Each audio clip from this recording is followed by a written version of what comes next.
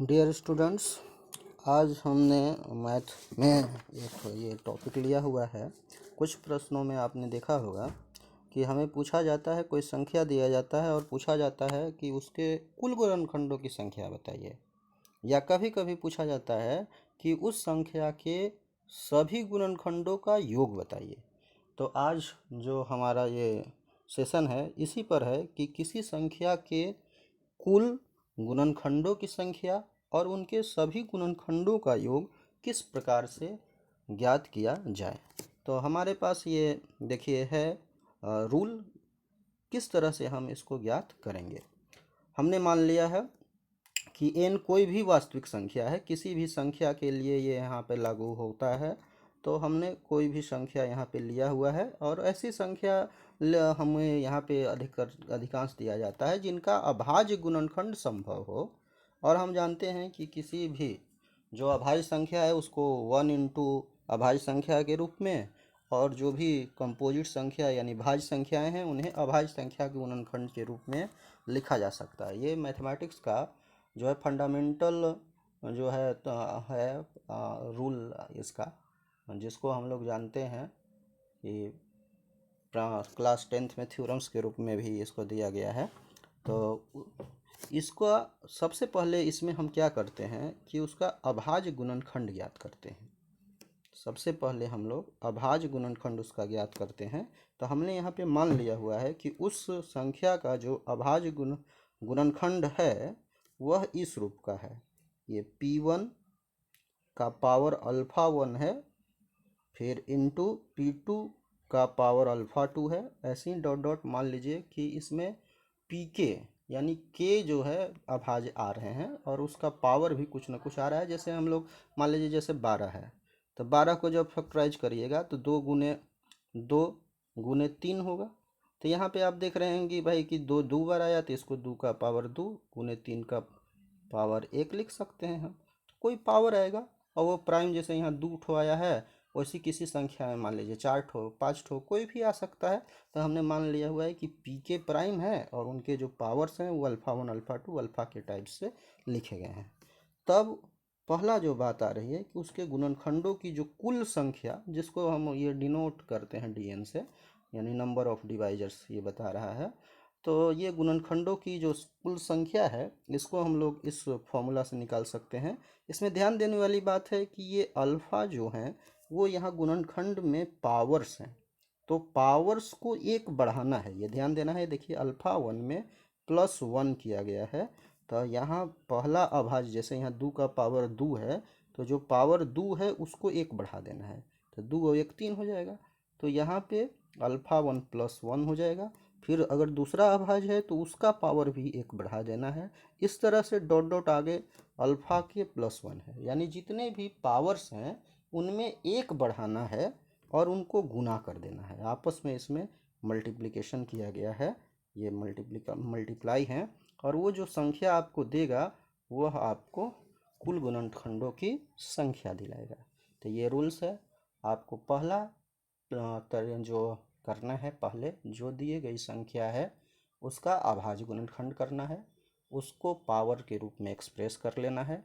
फिर सारे पावर्स को एक एक बढ़ा करके उसका गुणनफल ज्ञात करना है, और वही गुणनफल आपको कुल गुणनखंडों की संख्या बतलाएगा। अब आगे हम चल रहे हैं कि किसी संख्या के भाई सभी गुणनखंडों का योग कैसे ज्ञात किया जाए। तो इसमें भी हम सबसे पहले उस संख्या के जो है अभाज्य गुणनखंड करते हैं, जैसा ऊपर अभी हम लोगों ने किया हुआ था कि जो भी n संख्या है उसका गुणनखंड P1 to the power alpha 1 into P2 to the power alpha 2 dot dot dot ऐसे PK to the power alpha के टाइप का है।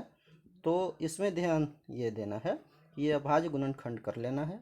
और अब उसमें गुणनखंडों की कुल संख्या में हम लोगों ने पावर को एक एक बढ़ाया था, तो यहाँ भी पावर को एक बढ़ाना है। ये देखिए P1 to the power alpha 1 +1, यानी पावर एक बढ़ा देना है और माइनस, लेकिन वहाँ पे जो है वही केवल पावर एक बढ़ा के गुना करना था, लेकिन यहाँ पे वो अभाज्य भी आएगा और उस अभाज्य का पावर एक बढ़ाना है, और -1 और नीचे जो अभाज्य है -1। हर में नीचे जो है डिनोमिनेटर में आपको जो अभाज्य है -1 अभाज्य -1 अभाज्य -1 करना है, और जो ऊपर है न्यूमरेटर में उसमें जो भी अभाज्य है उसके पावर को 1 बढ़ाना है और फिर -1 करना है। ठीक है, जैसे उदाहरण के तौर पे जो अभी हमने बाहर 12 लिया, मान लीजिए n जो है हमारे पास 12 है, n बराबर 12 है, तो इसको अभी हम लोगों ने देखा कि इसको हम लोग तोड़ सकते हैं, 2 दूना 4 तिया 12, और फिर इसको हम लोग लिख सकते हैं 2 का पावर 2 गुने 3।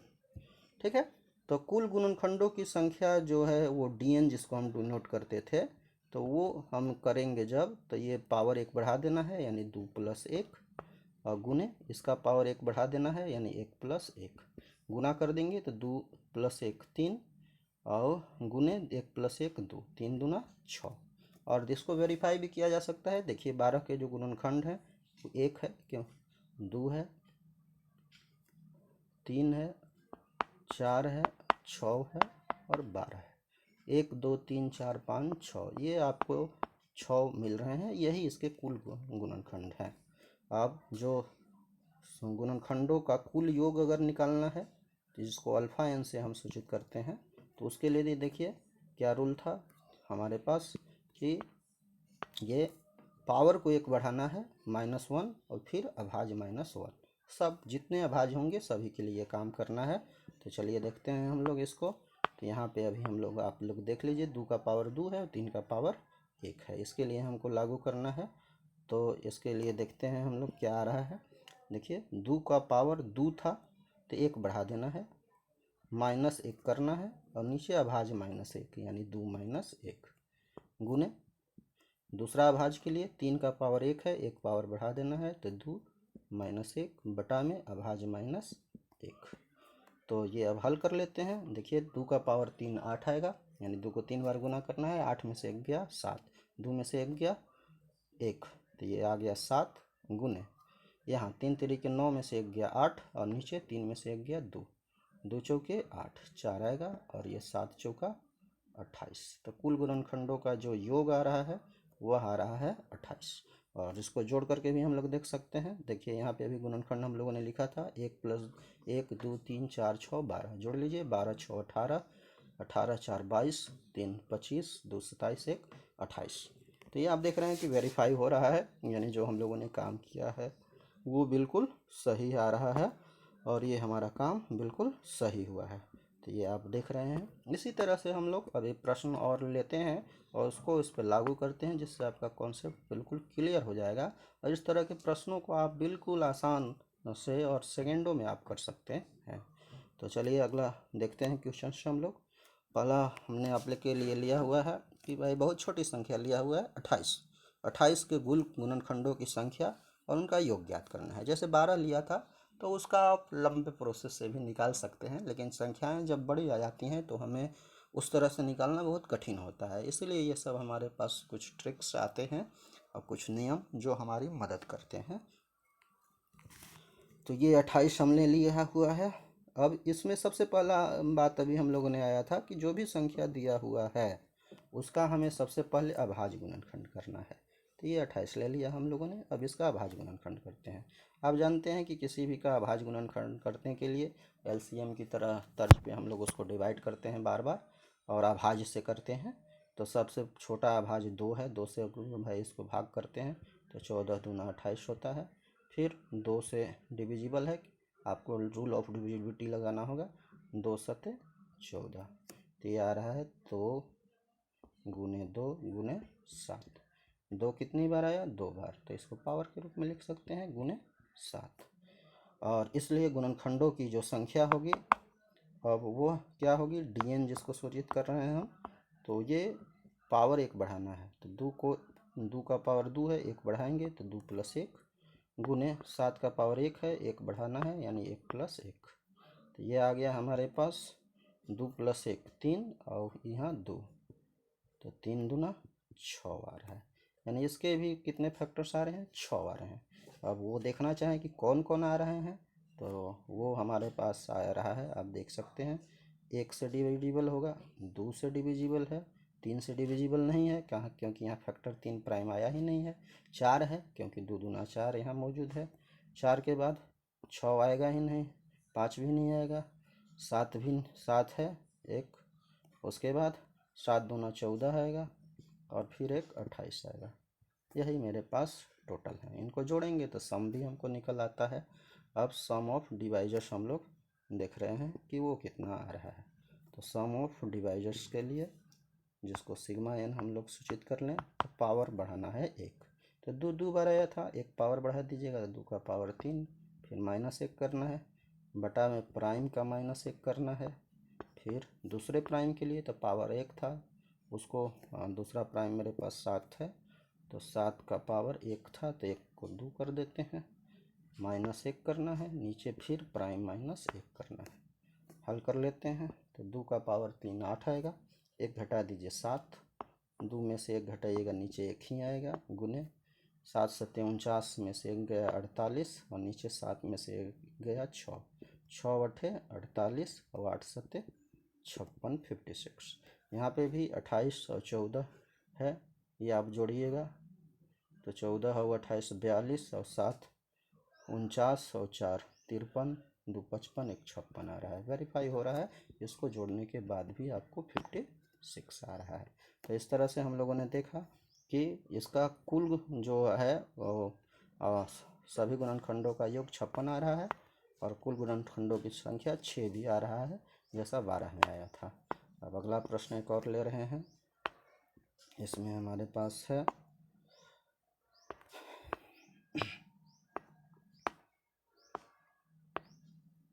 ये है कि संख्या 105 के कुल गुणनखंडों की संख्या भाई बताइए। 105 थोड़ा बड़ा संख्या लिया, अब n है 105, 105 का गुणनखंड करेंगे हम लोग।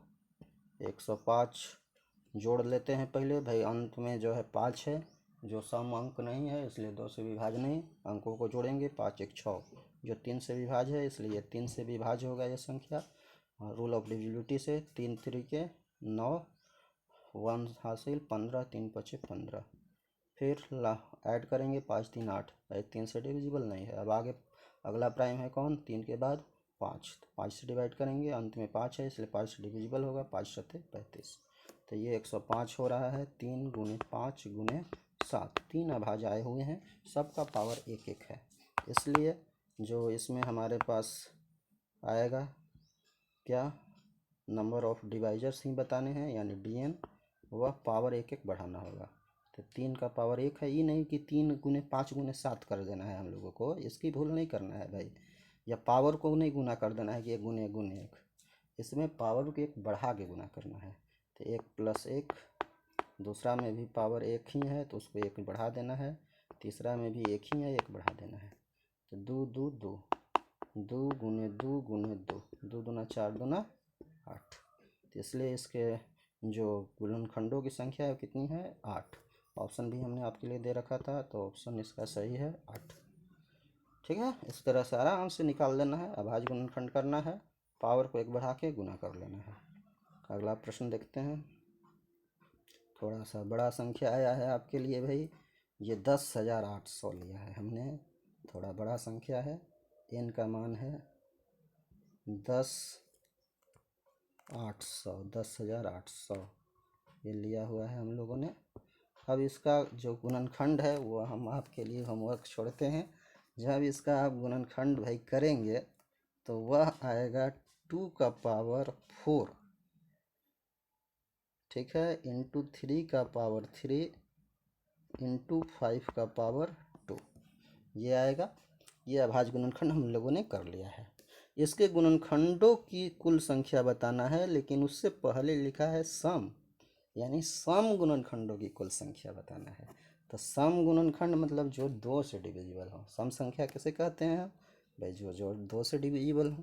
तो इसके हमें वैसे गुणनखंडों की संख्या बतानी है जो सम है, तो सम होने के लिए 2 से गुना होना चाहिए भाई, तो 1 2 इसमें से हटाना होगा आपको, तो 2 बाहर निकालने, इसमें तो कितने अब 2 बचेंगे भाई, तो इसमें 2 अब जो बचेंगे, क्योंकि भाई जो सम अब निकालना है तो भाई 2 बाहर निकालना होगा आपको ना, तभी तो, क्योंकि जो भी गुणनखंड होगा, बाकी गुणनखंड ले लें, उसको 2 से गुना कर दें तो सब जो है सो बाकी संख्या का गुणनखंड लेके 2 से गुना कर देंगे तो सब सम बन जाएगा गुणनखंड। तो ये 2 एक बाहर निकालेंगे तो यहाँ बच जाएगा 2 का पावर 3 गुने 3 का पावर 3 गुने 5 का पावर 2। भाई थोड़ा सा क्वेश्चन हम ट्विस्ट किया हुआ है, केवल गुणनखंड न पूछ करके अब सम आपको पूछ दिया है, तो थोड़ा सा आपको सोचना होगा यहाँ। इसी तरह से सम न कह के कोई कह दे कि जो ऐसे गुणनखंड की संख्या जो मान लीजिए क्या है 6 से 6 के गुणज हों या 15 के गुणज हों, तो उसके लिए आपको वो सब फैक्टर्स जिनका गुण जैसे 6 है तो 2 और 3 एक गो निकाल देना होगा, एक एक निकाल दीजिएगा तो 2 तिया 6 हो जाएगा। तो ये आपको इसलिए थोड़ा सा इसी क्वेश्चन में मैंने बता दिया कि थोड़ा क्वेश्चन बदल भी दिया जाए तो आप इसको कर सकते हैं। तो इसके गुणनखंडों की संख्या अब हम निकालेंगे। तो इसलिए अभिष्ट जो dn है आपको सम गुणनखंडों की कुल संख्या, उसके लिए अब इसको देखना है आपको, इस 2 को बाहर निकाल देना है। तो अब यहाँ पे जो है पावर अब 4 के जगह पे 3 ही बचा है, इसको 1 बढ़ाना है तो 3 + 1 गुने इसका पावर 3 + 1 ये भी हो जाएगा, और इसका पावर भी 2 + 1 ये गुना करेंगे तो ये 4 गुने 4 गुने 3 4 चौके 16 तिया 48 48 आ रहा है टोटल। आप इसको आराम से वेरीफाई कर लीजिएगा गुणनखंड करके, और रूल लगा करके हमने इसको क्लियर कर दिया है। तो ऑप्शन ए इज करेक्ट। अब एक और लास्ट क्वेश्चन हम लोग ले रहे हैं, वह है हमारे पास कि 120 के सभी गुणनखंडों का योग। भाई इसके लिए हम आपको 1 मिनट का समय दे रहे हैं, 1 मिनट क्या वह 30 सेकंड का समय दे रहे हैं। आप लोग इसको करिए, उसके बाद हम कर रहे हैं, क्योंकि गुणनखंडों का योग अभी जस्ट पीछे बात हुई है। तो करिए आप, कौन ऑप्शन इसमें सही है। 120 दिया गया है, n का मान 120 है। इसका गुणनखंड आप करेंगे, सबसे पहले गुणनखंड को पावर में एक्सप्रेस करेंगे और फिर जो सम का रूल है उसको लगाएंगे। चलिए देखते हैं। 120 को भाई आप गुणनखंड कर चुके होंगे। 2 से 60 में 2 फिर भाग देंगे 30, फिर 2 से 15 और फिर 3 बचे 15। 2 3 बार आया है, तो इसलिए यहाँ पे आया होगा आपका 2 का पावर 3 और फिर 3 फिर 5। ऐसे भी देखें तो 2 दूना 4 दूना 8, 8 3 24 बचे 120। ठीक है, गुणनखंडों का योग निकालना है, यानी सिग्मा n निकालना है आपको। तो इसके लिए आप याद करिए, पावर को 1 बढ़ाना था तो पावर 3 था, 1 बढ़ा दिया तो 4, फिर -1 करना था, और नीचे जो अभाज्य है उसमें को 1 घटा देना था उसमें से, तो 2 - 1 गुने फिर यहाँ 3 का पावर 2 -1 बटा में 3 - 1, फिर 5 का पावर 2 -1 और बटा में 5 - 1, ये करना है हम लोगों को। ठीक है, अब ये 2 का पावर 4 16, 1 घटा दीजिएगा तो 15, नीचे 1 आएगा तो ये 15 हो गया। 15 गुने 3 3 के 9 में से 1 गया 8, नीचे 3 में से 1 गया 2, गुने 5 बचे 25 में से 1 गया 24, 5 में से 1 गया 4, 4 और दूना 8 हो गया, पर 8 है कैंसिल हो गया, तो बचा क्या 15 गुने 24। गुना कर लेते हैं, 24 + 120 का 0, 12 24 × 24 और 12 36 360। I hope you understand. देखिए क्या ऑप्शन इसका आ रहा है हम लोगों के पास 360, यानी कौन सा ऑप्शन सही है भाई इसका, तो ऑप्शन बी सही है इसका 360। ठीक है, ये हम समझ रहे हैं कि आपको बहुत अच्छे से समझ में आ रहा होगा, इसमें कोई प्रॉब्लम नहीं है हो रहा होगा। ये हमारा 360 आ चुका है, और इस तरह के सभी प्रश्नों को आप जो है कर सकते हैं आराम से। इस वीडियो को आराम से देख करके आप कुछ अन्य प्रश्नों को भी सॉल्व करिएगा। थैंक्स।